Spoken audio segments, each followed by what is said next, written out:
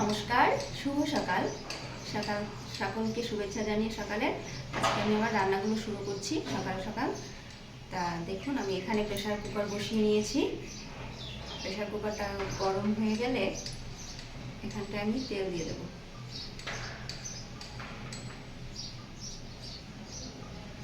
আর এই যে দেখুন, এখানে হলো ডাল। এটা হচ্ছে ছোলা বুট যে ডালটা হয় সেটা ছোলার ডাল।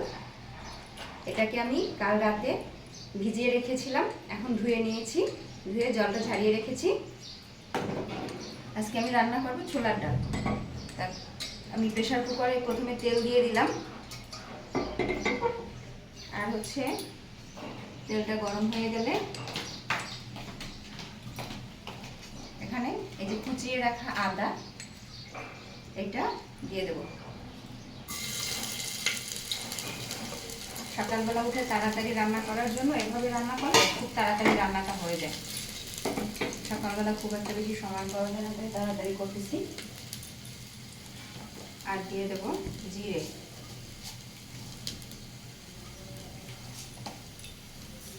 এই যে জিরে নিয়েছি, এটা দিয়ে দেব।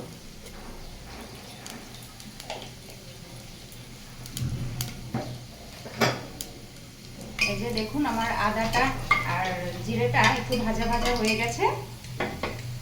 আদাটা লাল করে ভেজে নিয়েছি, এবারে এই ডালটা দিয়ে দেবো।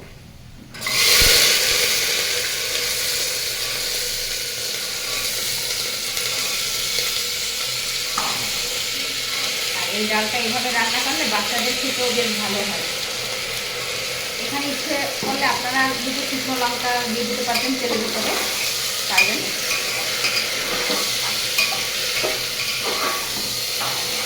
এখন ডালটাকে আমি এইভাবে নেড়ে করে একটু হালকা ভেজে নেব। এখানে লঙ্কাটা যে যার পরিমাণ অনুযায়ী দিবেন।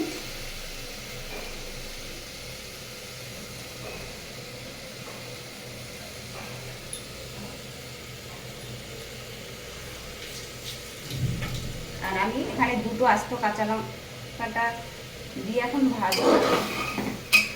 এখানে লঙ্কা আপনারা চাইলে লঙ্কার গুঁড়ো দিতে পারেন, এটা আপনাদের ইচ্ছে অনুযায়ী। আর আমি যেভাবে রান্না করি এভাবে রান্না করলে বয়স্ক মানুষ অথবা বাচ্চারা বা যাদের ঝালের প্রবলেম, মশলার প্রবলেম, তারা এভাবে করে খেতে পারে। এভাবে খেতেও বেশ ভালো লাগে। সবসময় ঝাল মশলাযুক্ত খাবার এড়িয়ে চলাই ভালো স্বাস্থ্যের জন্য।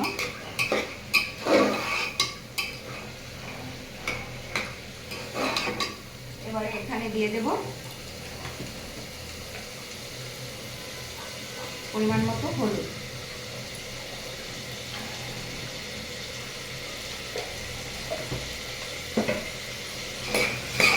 এভাবে একটু হালকা ভাজবো।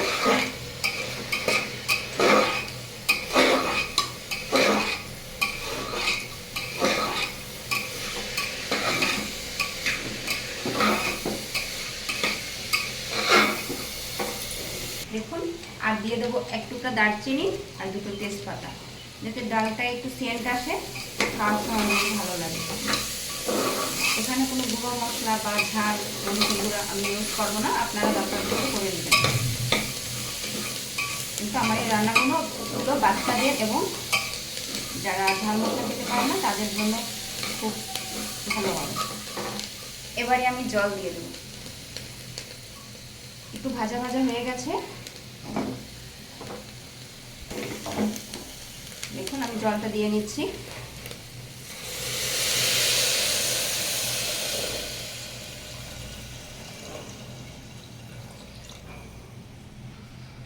দেখুন কালারটা কত সুন্দর আসছে।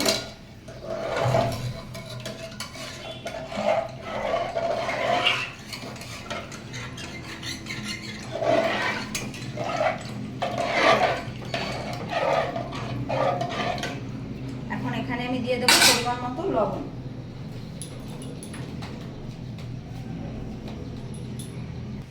দেখুন এবারে আমি পরিমাণ মতো লবণটা দিয়ে দিচ্ছি।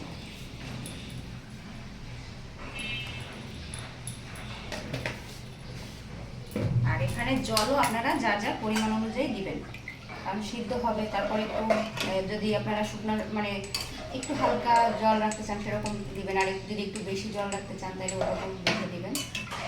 প্রেশার কুকারে দিচ্ছি তো, আর ভেজে দিয়েছি, আর এটা একটু জলটা বেশি হলে অনেক সময় দেখা যায় প্রেশার কুকারে ওভার করে পড়ে যায়, কিন্তু ভাজার পরে আর এই যে লবণটা দেওয়ার পরে এখন আর ওটা পড়বে না, ওভাবেই থাকবে।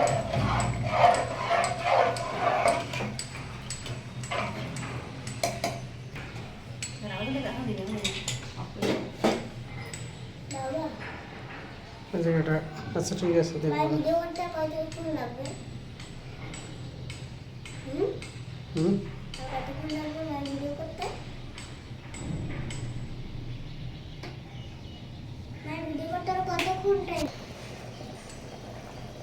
দেখুন আমি প্রেশার কুকারে যে ডালে জল দিয়েছিলাম জলটা কিন্তু ফুটে উঠেছে। এবারে আমি প্রেশার কুকারে ঢাকনাটা দেব, আর এবারে জলটা ফুটে উঠলে ঢাকনাটা দিলে তখন আর এটা জলটা ওভার করে পড়বে না।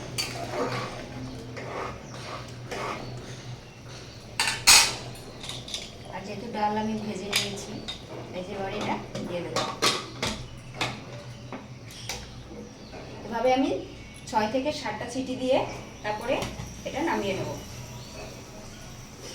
6 থেকে 7টা সিটি করবে তারপরে নামিয়ে নেব। দেখুন এই যে প্রেশার কুকার থেকে আমি ডালটা এরকমভাবে ঢেলে নিলাম, আর এই যে দেখুন ডালটার এই অবস্থা। ডালটা কিন্তু একদম সিদ্ধ হয়ে গেছে, তা একটু আস্ত আস্ত আছে, আর ভিতর কিন্তু সিদ্ধ হয়ে গেছে। এই যে গরম অনেক, ধরা যাচ্ছে না, আস্ত দেখা যাচ্ছে ঠিকই, কিন্তু সব ওই যে হয়ে গেছে। আপনারা চাইলে চামচ দিয়ে এটা ভেঙেও নিতে পারেন, কিন্তু আমরা যেহেতু আস্তে আস্তে এরকম পছন্দ করি সেই তো এরকম আস্তে আস্তেই থাকবে। এখানে ঝাল মশলা ওরকম কিছুই ব্যবহার করা হয় না, শুধু একটু দারচিনি আর তেজপাতা, এটার সেন্টেই এই ডালটা খাওয়া হয়ে যাবে সকাল সকাল। আর বাচ্চাদেরকে ডালটা খাওয়ালে খুব ভালো বাচ্চাদের জন্য। দেখুন আমার ডালটা তৈরি হয়ে গেল।